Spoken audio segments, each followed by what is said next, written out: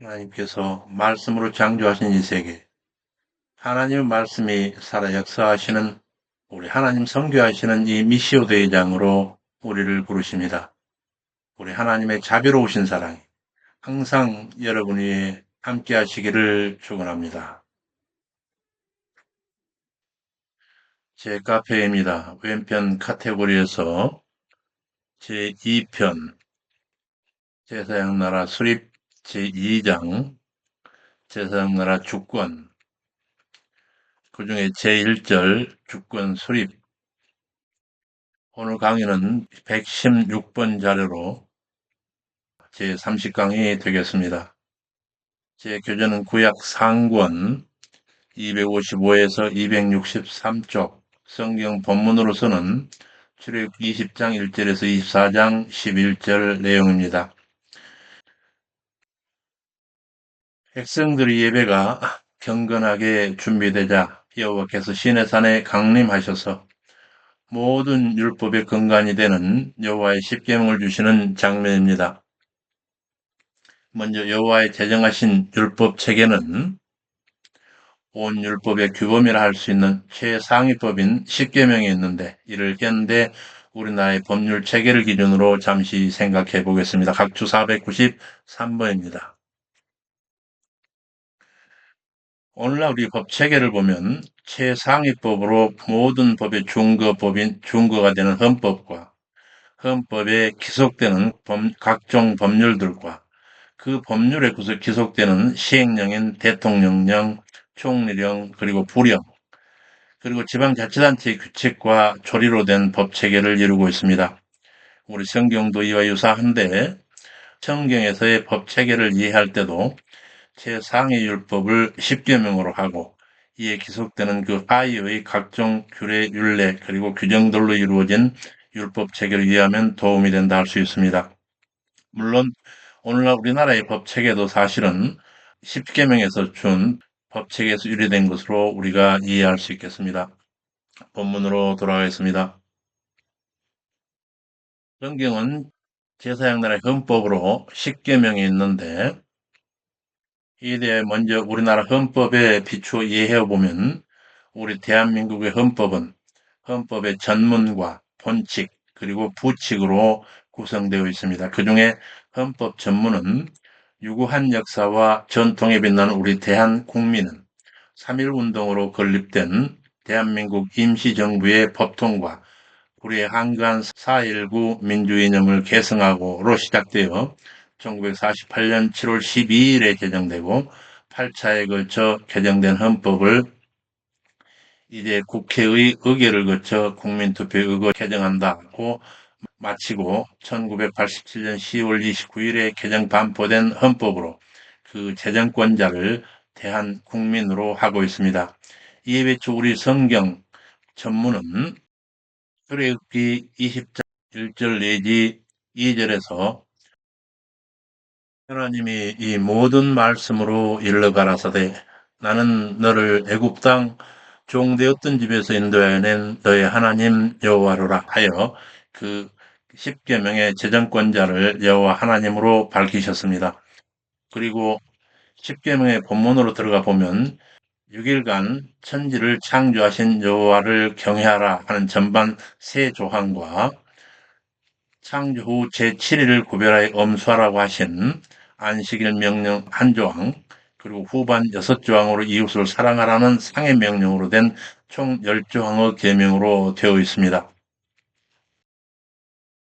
이렇게 모든 윤리의 규범이 되는 최상위 율법으로 제사장 나라 헌법 10계명과 그 부칙으로 신상 조각 금지와 토단의 재단 원칙 그리고 예외 조항까지 규정하셨습니다. 이제 10계명인 10개 조항으로 된 본문, 곧 제사장 나라 헌법, 곧 10계명의 본칙을 보면 이에 상응하여 우리 대한민국 헌법의 본칙은 총 10개의 장 130조로 구성되어 있는데 우리 성경에서도 10계명의 본칙은 총 3장의 10조로 구성되어 있습니다. 곧 제1장 하나님 사랑장으로 여호와를 경외하라 하는 새 조항인데, 제1조 너는 나 외에 다른 신들을 내게 있지 말지니라. 제2조 너를 위해 새긴 우상을 만들지 말고 또 위로 하늘에 있는 것이나 아래로 땅에 있는 것이나 땅 아래 물속에 있는 것에 아무 형상이든지 만들지 말며 그것들에게 절하지 말며 그것들을 섬기지 말라. 제3조 너의 하나님 여호와의 이름을 망령되이 일컫지 말라. 이어서 제2장은 안식일 엄수의 장으로서 이는 특별히 하위율법으로서 안식일 규정을 두십니다. 살펴보면 성경 전체에 안식일 관련 말씀으로 총 135절씩이나 되도록 기록하게 하시고 안식일 음수를 계속 상기시키며 이 안식일은 모든 일손을 멈추고 여호와 앞에 안식하며 여호와를 기억하여 그 명령을 마음 깊이 새기라고 하는 하나의 독립된 조항으로서 안식일 조항 곧 제4조를 두고 있습니다. 곧 4조 안식일을 기억하여 거룩히 지키라. 엿새 동안은 힘써 네 모든 일을 행할 것이나 제7일은 너희 하나님 여호와의 안식일인즉 너나 네 아들이나 네 딸이나 너의 남종이나 너의 여종이나 너의 육축이나 네 문 안에 유하는 객이라도 아무 일도 하지 말라. 이는 엿새 동안에 나 여호와가 하늘과 땅과 바다와 그 가운데 모든 것을 만들고 제7일에 쉬었음이라. 그러므로 나 여호와가 안식일을 복되게 하여 그날을 거룩하게 하였느니라라고 8절에 11절에 명령하고 계십니다. 다음은 이어서 제3장 이는 이웃사랑장으로 하나님을 사랑하듯 그와 같이 이웃을 사랑하라 하는 6개의 조항을 두고 있습니다. 제5조 내 부모를 공경하라. 제6조 살인하지 말라. 제7조 간음하지 말라. 제8조 도둑질하지 말라. 제9조 네 이웃에 대하여 거짓 증거하지 말라. 제10조 네 이웃의 집을 탐내지 말라 하셨고 부칙으로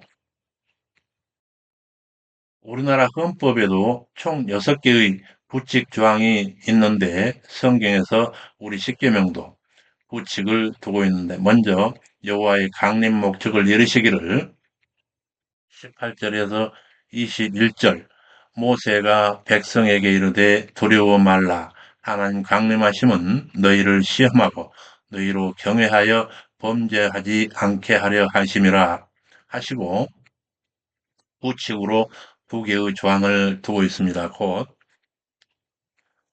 부칙 제1조에 여호와의 조각상을 금지하는 조항인데 내가 하늘에서부터 너희에게 말하는 것을 너희가 친히 보았으니 너희는 나를 비교해서 은으로 신상이나 금으로 신상을 너희를 위하여 만들지 말라. 부칙 제2조서 토단 규례로서 토단을 재단할 때의 원칙과 토단을 만들 때의 원칙과 그 예외 조항을 두는데 내게 토단을 쌓고 그 위에 너희 양과 서로 너희 번제와 화목제를 드리라. 내가 무릇 내 이름을 기념하게 하는 곳에서 너에게 강림하여 복을 주리라. 다만 돌로 단을 쌓거든 다듬은 돌로 쌓지 말라. 네가 정으로 그것을 쪼면 부정하게 함이니라. 그와 같이 십계명의 제정에 의해서 이 십계명의 정신에 위배되면 아니 될 곧 십계명에 기속되는 십계명의 하위 법률들을 제정하십니다. 먼저 어떻게 이웃을 사랑할 것인지 그 설린 규례를 제정하셨는데 히브리 종의 신분에 관하여 출애굽기 21장 2절에 11절까지 사형에 해당하는 범죄 규례로 사형죄의 범위를 정하고 있는 출애굽기 21장 12절에서 17절, 그다음에 상해배상에 관하여 출애굽기 21장에서 12절에 32절, 그리고 손해배상에 관한 규정으로 33절에서 출애굽기 21장 33절에서 22장 15절까지, 그리고 사회윤례에 관하여 출애굽기 22장 16절에서 28절, 초태생에 관한 관련 규례로서 출애굽기 22장 29절에서 31절, 그리고 공유유지 관련 규례로서 출애굽기 23장 1절에서 9절 등과 특히 절기 엄수 규례로서 안식절기, 출애굽기 23장 10에서 13절, 그 14, 3대 절기로서 출애굽기 3장 14절에서 19절 규례와 여호와 사자에 대한 순종, 그리고 우상 숭배 금지, 가나안 정복에 관한 언약 등이 반포되고 그 후로도 규례들이 율법이 정한 바 안에서 수립됩니다. 그러한 율례들 중에서 대표적인 두 가지만 살펴보겠습니다. 첫 번째 예로서 히브리 종의 신분에 관한 규례를 살펴보겠습니다.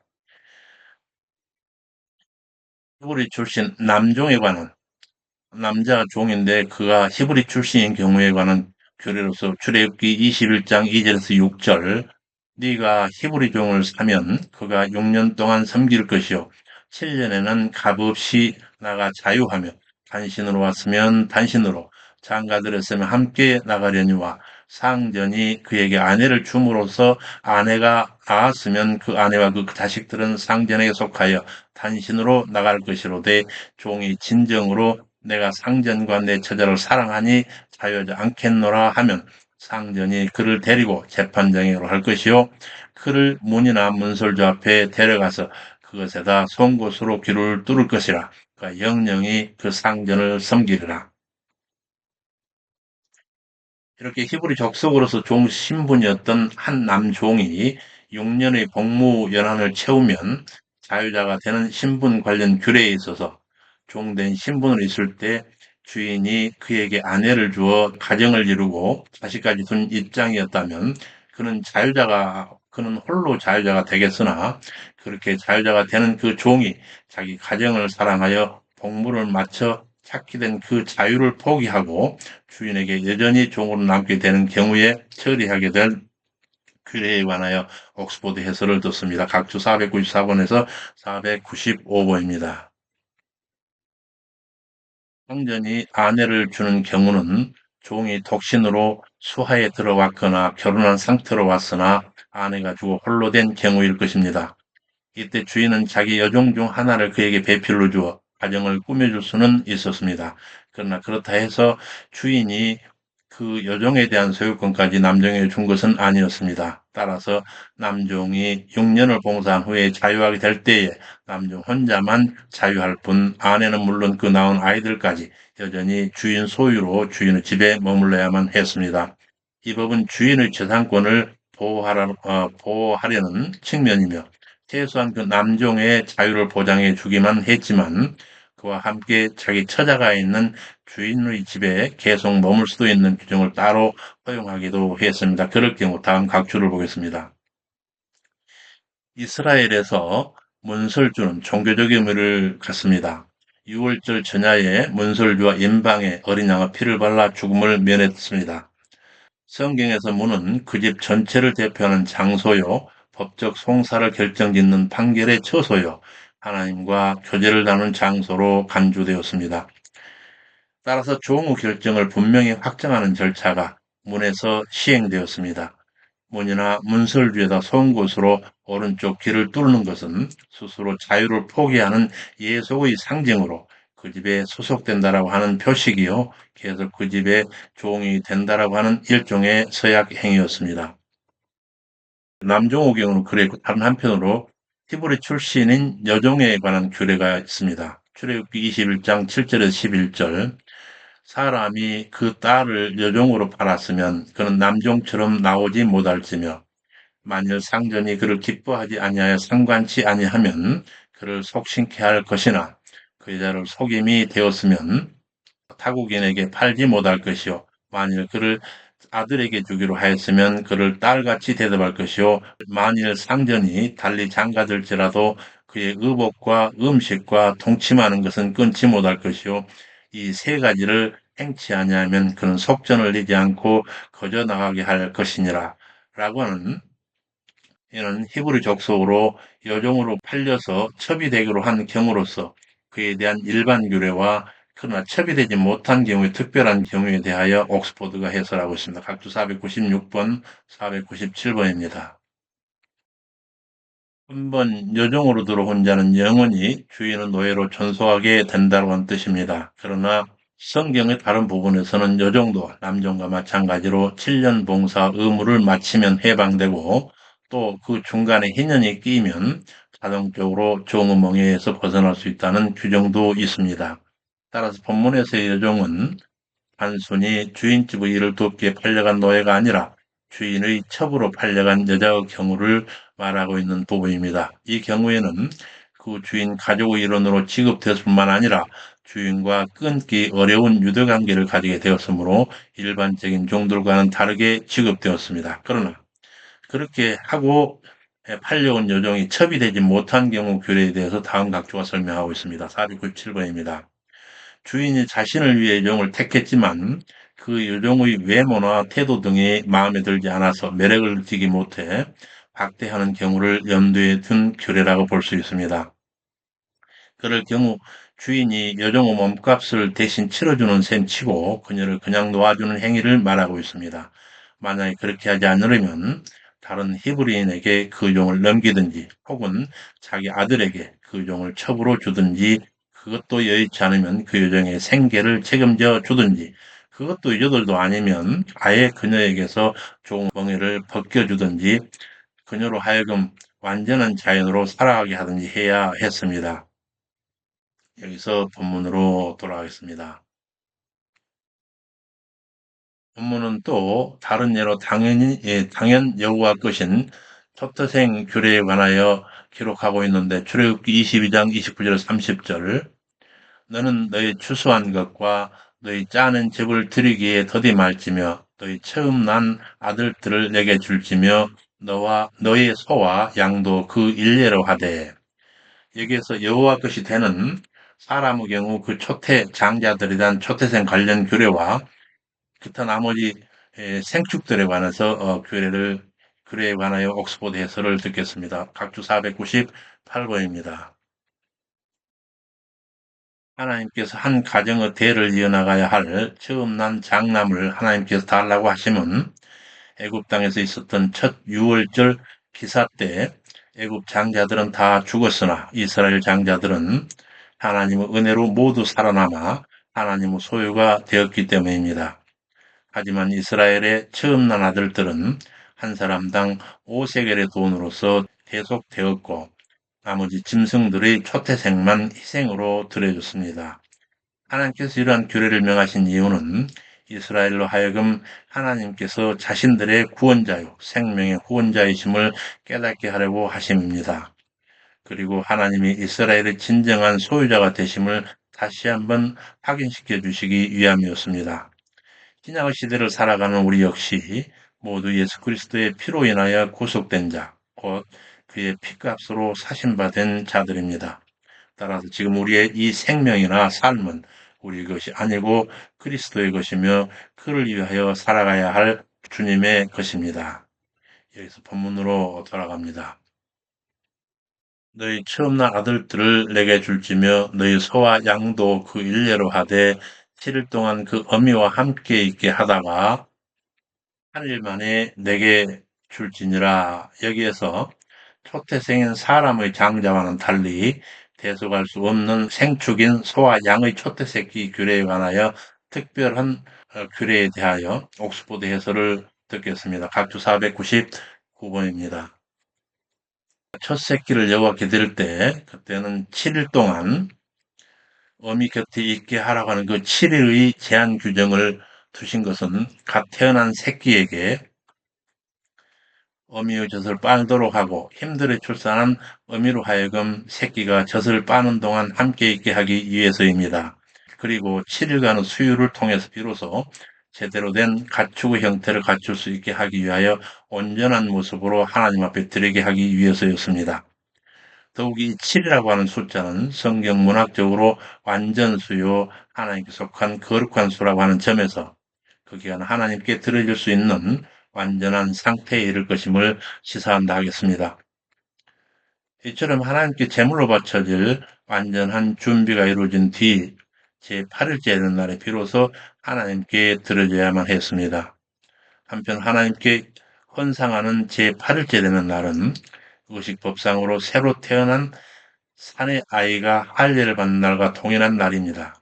즉 신생아가 태어난 지 8일째 되는 날에 할례를 행하는 것은 그 아이를 하나님과의 언약 관계 안에 거하게 한다는 의미만 아니라 그가 하나님께 온전히 바쳐진 존재임을 영원히 나타내는 표식이기도 했습니다. 그만큼 제8일이라고 하는 그 날짜가 가지는 신령한 의미는 크다고 할 수 있겠습니다. 여기서 본문으로 돌아갑니다.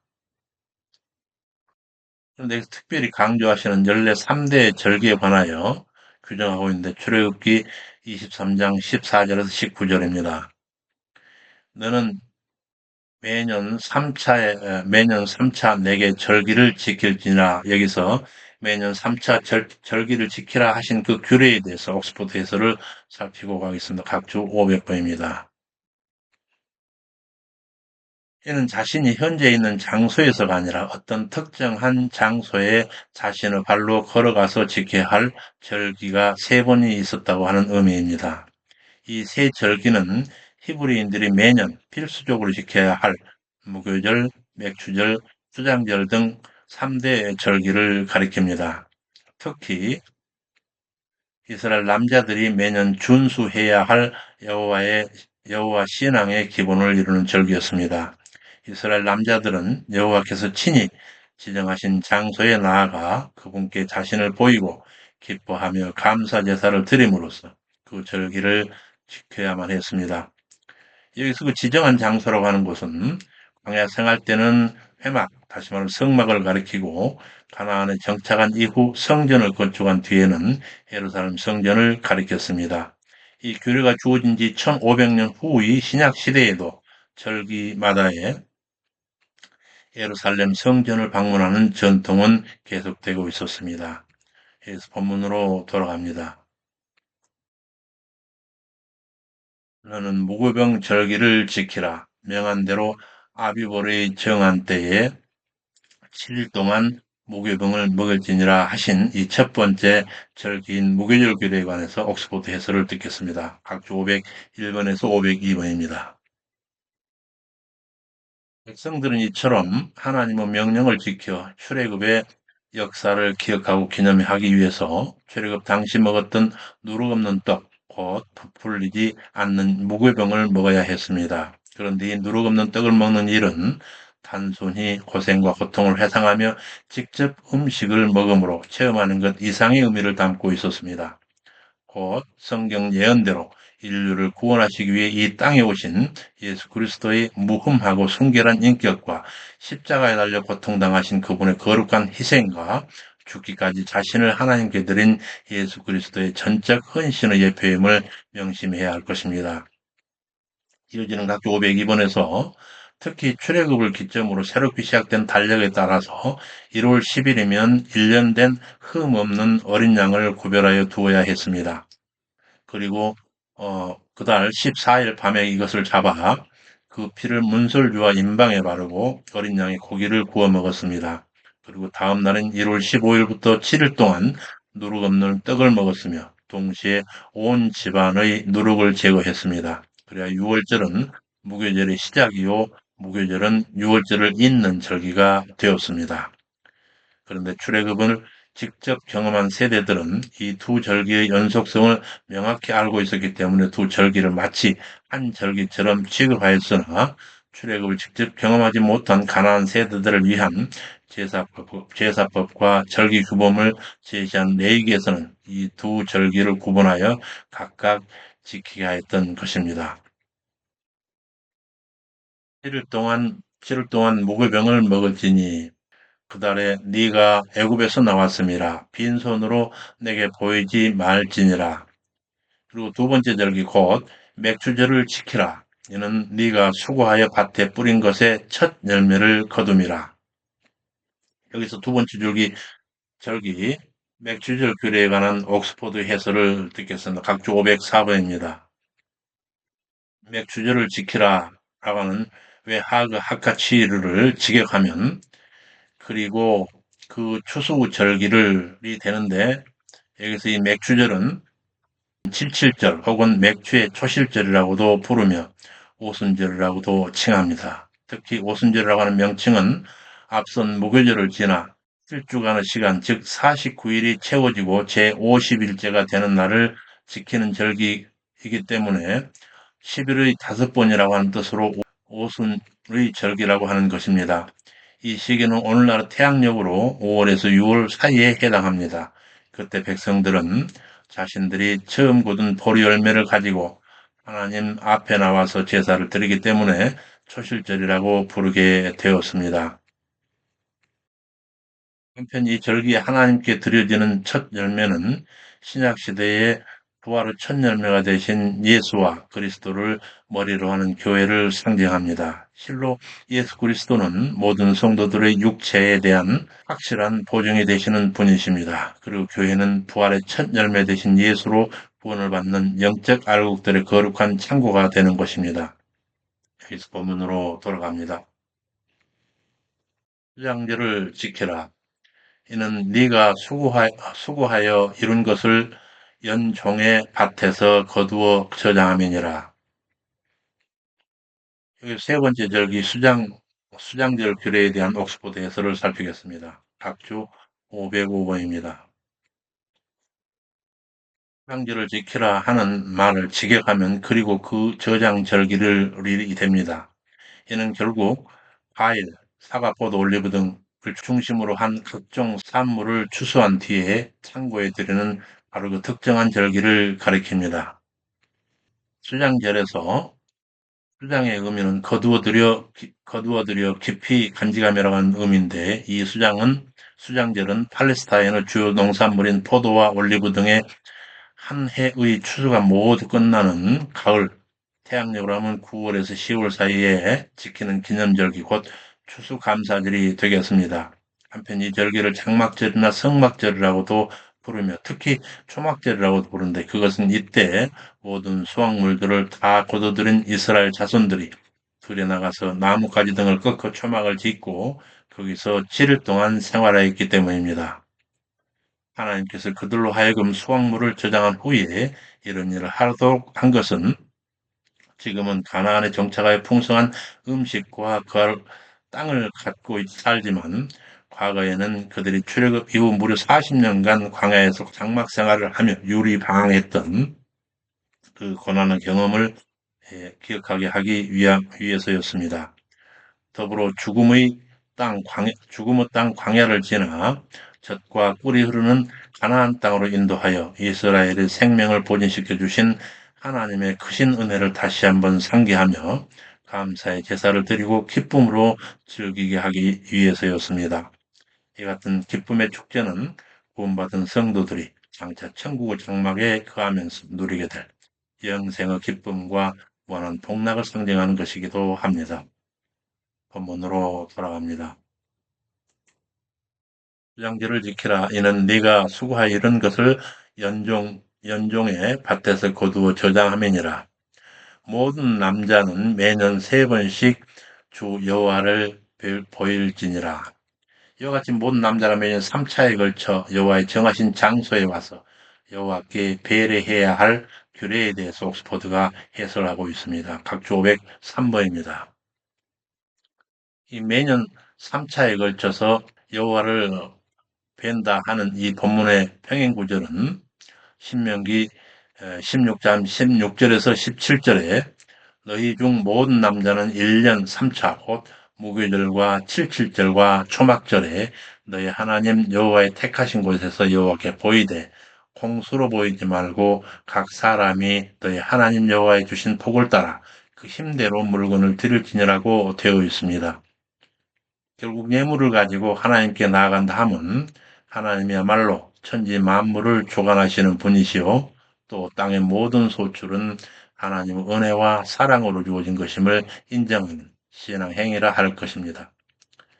신앙에 있어 믿음과 행위는 서로 나뉠 수 없는 동전의 양면과도 같습니다. 한쪽이 없는 다른 한쪽은 의미가 없습니다. 너는 네 희생의 피를 유교범과 함께 드리지 말며 내 절기 희생의 기름을 아침까지 남겨두지 말지니라. 여기서 희생의 피와 유교병을 함께 드리지 못할 규례와 절기 희생의 기름을 아침까지 두지 말라 한 그 규례에 대해서 옥스포드가 해설하고 있습니다. 먼저 여호와께 드릴 희생의 피와 유교병을 함께 드리지 못하게 하신 그 규례에 관해서 각주 506번입니다. 희생의 피는 특히 6월, 6월절 어린 양의 피를 가리키는데 이 피는 하나님께 드렸다는 점에서 거룩하며 특별히 구속사적 맥락에서 십자가 대속의 죽음을 통해 죄와 죽음의 노예로 있던 인간들을 구원하신 그리스도 보혈을 상징한다는 점에서 거룩합니다. 한편 여기 유교병은 누룩등으로 발효된 것으로 성경에서 다른 물질을 발효시켜 부풀리는 누룩은 부패와 제약을 상징하고 있습니다. 부패를 상징하는 유교병과 거룩을 상징하는 희생의 피를 함께 할 수 없고 더욱이 하나님께 그것을 함께 드릴 수는 없는 것입니다. 이르시되 너희는 누룩 없는 자인데 새 덩어리가 되기 위하여 묵은 누룩을 내어 버리라. 너희의 유월절 양 곧 그리스도께서 희생되셨느니라. 이러므로 우리가 명절을 지키되 묵은 누룩도 말고 괴악하고 악독한 누룩도 말고 오직 순전함과 진실함은 누룩 없는 떡으로 하자라고 고린도전서 5장 7절에서 8절에 사도 바울 선생께서 권면하고 계십니다. 그리고 다음과 같이 절기 희생의 기름 처리에 대해서 설명하고 있는데 히브리 제사 규례에 희생의 기름, 특히 간과 내장과 콩팥 근처 지방은 제사장이 특별히 불태워 하나님께 화제로 드렸습니다. 특히 기름은 피와 함께 사람이 먹지 못하게 금지되었으며 하나님께만 드리는 제물 가운데서 가장 중요한 부분이었습니다. 이처럼 중요하게 취급되었던 6월절 어린 양의 기름과 함께 6월절 저녁에 구워서 가족들과 함께 식사를 하는데 사용된 고기도 날이 밝기 전에는 모두 불태워 없애야 했습니다. 왜냐하면 하나님께 드렸던 거룩한 제물이 혹 잘못 사용되거나 아니면 부주의하여 함부로 취급되어 하나님의 거룩하심을 훼손시킬 수 있던 까닭에 그렇습니다. 여기서 본문으로 돌아갑니다. 너는 내 희생의 피를 유괴범과 함께 드리지 말며 내 절기 희생의 기름을 아침까지 남겨두지 말지니라. 너희 토지에서 처음 익은 열매 첫 것을 가져다 하나님 여호와의 전에 드릴지니라. 너는 염소 새끼를 그 어미의 젖으로 삼지 말지니라. 이거 특히 염소 새끼를 그 어미 젖으로 삼지 말라 하신 그 규례의 의미에 대해서 옥스포드가 해설하고 있습니다. 각주 508번입니다. 비록 짐승이라도 새끼를 사랑과 생명의 근원이라 할 수 있는 어미의 젖에 넣어 삶는 행위는 사랑의 본능까지도 파괴하는 비윤리적이요 비신앙적인 행동이라 할 수 있습니다. 하나님은 이런 취지에서 어미와 새끼를 같은 날 잡는 것을 금하셨고 또한 공중에 나는 새라도 어미와 새끼를 아울러 취하는 일을 금지시켜 줬습니다. 하나님의 이러한 금령은 아무리 하찮은 생명일지라도 하나님의 공급해 주신 생명이기에 결코 소홀히 할 수 없음을 일깨워 주심입니다. 그리고 더 나아가 짐승에게조차 이처럼 관심을 쏟으신 하나님은 그의 택하신 백성들에게는 얼마나 더 큰 사랑을 베풀 것인지를 가늠하게 하십니다. 여기서 본문으로 돌아갑니다. 그런 규를 주신 후에 피의 언약식이 이루어졌는데 시내산에서 하나님과 백성 사이에 맺어지는 쌍무 계약입니다. 출애굽기 2장 1절에서 11절 내용입니다. 모세에게 이르시되 아론과 나답과 아비후와 이스라엘 장로 70인이 함께 여호와께 올라와 멀리서 경배하되 모세만 가까이 나오고 여기서 모세만 가까이 나오고 해서 모세만 가까이 나오게 허락하심에 대한 옥스포드 해설을 살피고 넘어가겠습니다. 509번입니다. 모세가 다른 이보다 하나님에게 가까이 할 수 있음은 모세가 다른 이보다 월등히 거룩함이 아니라 하나님께서 그를 이스라엘 백성 지도자로 세우셨기 때문입니다. 즉 그것은 순전히 하나님을 잡을 적 의지와 주도적 선택에 따른 결과였지 모세가 특별히 의로운 자였기 때문은 아니었습니다. 정녕 하나님 우리를 의롭다 인정하시지 않고는 우리 중 어느 누구도 하나님 앞에 특별히 여김을 받을 수 없고 떳떳이 나아가 예배 드릴 수도 없다는 점입니다. 한편 하나님께서 모세를 가까이 나오게 하심으로써 모세로 하여금 택한 백성 이스라엘과 당신을 잇는 역할을 하게 하셨습니다. 모세는 오늘날 영적 이스라엘로 부름받은 성도와 하나님 사이의 영원한 중보자 되시는 그리스도의 유일한 중보 역할을 예표한다 할 수 있습니다. 모세만 가까이 나오고 그들은 가까이 말며 백성은 올라오지 말라.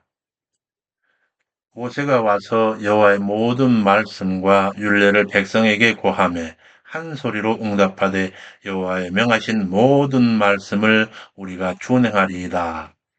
모세가 여호와의 모든 말씀을 기록하고 여기서 백성이 한 목소리로 맹세한 것과 그 여호와의 말씀을 모세가 기록한 그 행위에 대해서 옥스포드가 해설하고 있습니다. 각주 510번입니다. 백성이 한 목소리로 여호와 말씀을 준행하겠다 입으로 맹세한 직후 모세는 하나님과 이스라엘 사이 언약을 체결하기에 앞서서 여호와의 말씀을 기록하여 문서로 남기려 한 것입니다.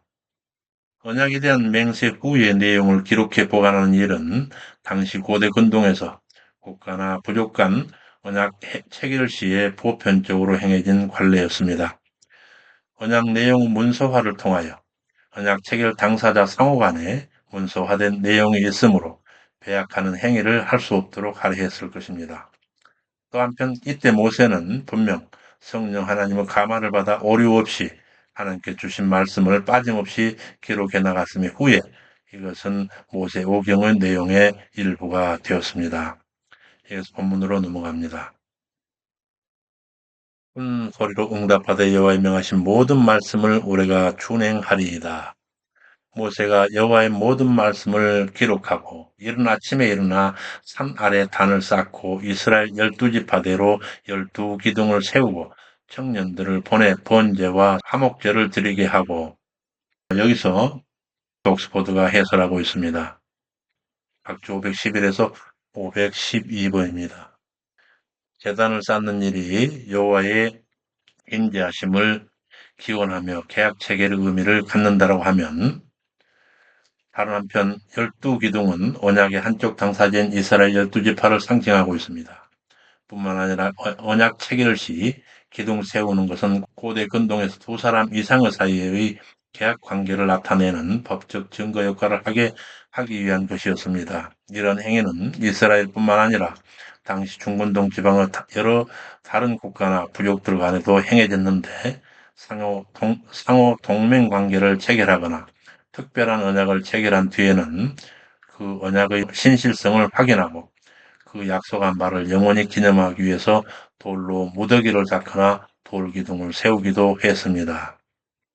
청년들이 드렸던 그 제사에서 모세가 여호와의 모든 말씀을 기록하고 이른 아침에 일어나 산 아래 단을 쌓고 이스라엘 12지파대로 12기둥을 세우고 청년들을 보내 번제와 서로 화목제를 드리게 하고 여기서 청년들이 드린 그 제사에 대해서 옥스포드가 해설하고 있습니다. 번제, 히브리어서 올라는 위로 올라가다라고 하는 히브리 알라에서 유래한 말입니다. 이는 희생제물을 그 가죽을 제외하고 몸체 전체를 태워서 올라가는 연기로 하나님께 드리는 제사로서 하나님께 대한 온전한 충성과 전적 헌신을 표하는 제사였습니다. 그리고 화목제, 쉘렘은 건전하다, 완성하다, 화평을 가지다, 교제를 나누다라고 하는 히브리어 샬람에서 유래한 단어로서 이는 하나님과 경배자의 화목과 친교를 상징하는 제사입니다. 특히 화목제는 하나님께서 베푸신 은총과 구원과 복을 감사하며 드리는 것이요. 하나님께 서운한 것을 갚을 때 자원하는 심정으로 드리는 기쁨의 제사입니다. 따라서 하나님과의 언약을 체결하는 자리에서 이 두 제사가 드려진 것은 참으로 적절한 조처였습니다. 곧 먼저 인간 자신의 헌신과 충성을 하나님께 다짐한 후에 서로의 관계를 회복할 수 있었습니다. 그러나 불행하게도 오늘날 성도들은 하나님과의 관계 회복이나 그 회복을 통해 얻어지는 평안이나 복을 받기 원하면서도 인간 편에서 드려야 할 충성과 헌신에 대해서는 생각하지 않는 경우가 허다합니다. 그래서 본문으로 돌아갑니다. 청년들을 보내 번제와 서로 화목제를 드리게 하고 모세가 피를 취해 반은 여러 양푼에 담고 반은 단에 뿌리고 언약서를 가져 백성에게 들려주매 그들이 여호와의 모든 말씀을 우리가 준행하리이다. 여기서 백성들의 말, 준행하리이다라고 하는 이 말이 갖는 의미에 대해서 옥스퍼드가 해설하고 있습니다. 각주 513번입니다.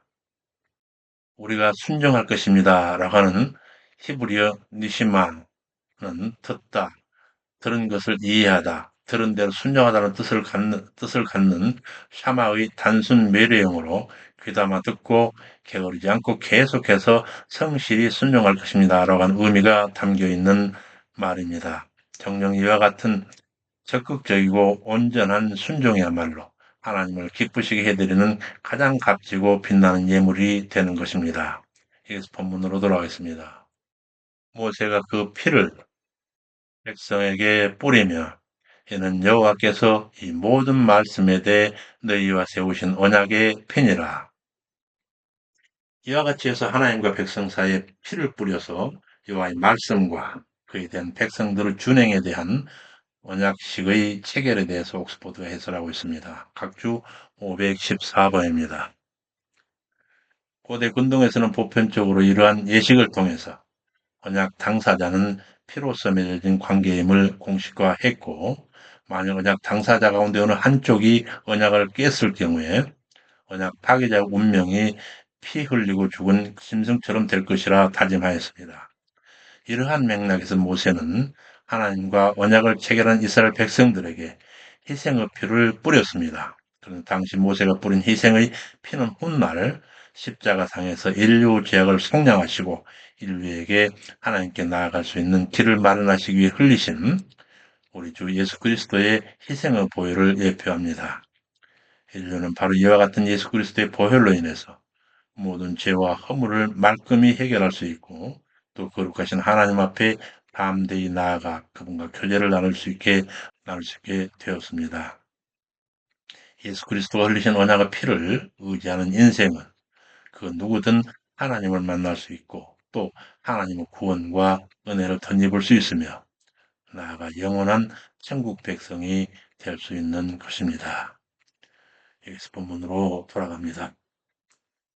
모세와 아론과 나답과 아비후와 이스라엘 장로 70인이 올라 하나님을 뵈니 그 발 아래는 청옥을 편듯 하늘처럼 청명하더라. 하나님이 이스라엘의 존귀한 자들에게 손대지 아니하셨고 그들은 하나님을 보고 먹고 마셨더라. 화목 제물을 먹고 마셨던 그 행위에 대하여 옥스포드 해설을 듣겠습니다. 각주 515번입니다. 고대 세계에서 언약을 체결한 뒤 언약 당사자들이 함께 식사를 나누며 우애를 다지는 것은 언약 체결 의식 중에서 반드시 뒤따르는 요소였습니다. 아마 당시 이스라엘 지도자를 즐겼던 음식물은 앞서 하나님께 드렸던 화목 제물이 주된 것이었으리라 추정됩니다. 한편 이 식사를 통해서 이스라엘은 하나님의 택하신 명실상부한 언약 공동체가 되었음을 분명히 인식하게 되었을 것입니다. 이러한 공동 식사는 궁극적으로 화목 제물이신 예수 그리스도의 희생을 근간으로 해서 하나님과 성도 사이에 영원히 회복된 교제를 기념하여 베푸신 성찬 예식을 상징하는 것이라 할 수 있습니다. 여기까지 우리는 제2편 제사장나라 수립, 제2장 제사장나라 주권, 제1절 주권 수립 자료 116번을 통해서 시내산 예배에서 하나님이 친히 법률을 정하시며 여호와의 주권을 재수립하시고 하나님과 백성 간에 피로써 성약하시는 거룩하고 엄중한 언약식을 살펴보았습니다. 다음 시간은 모세를 시내산령으로 부르셔서 40절을 함께 하시면서 모세에게 주어 백성을 가르치게 할 율법과 계명을 친히 기록하신 돌판을 하사하시고 하나님 임재하실 거룩한 성막 설립을 위한 식양을 하교하시는 내용이 전개될 것입니다. 수고 많으셨습니다. 다음 시간에 뵙겠습니다. 우리 주님의 충만하신 은혜가 항상 여러분 머리 위에 함께 하시기를 축원합니다. 감사합니다. 샬롬.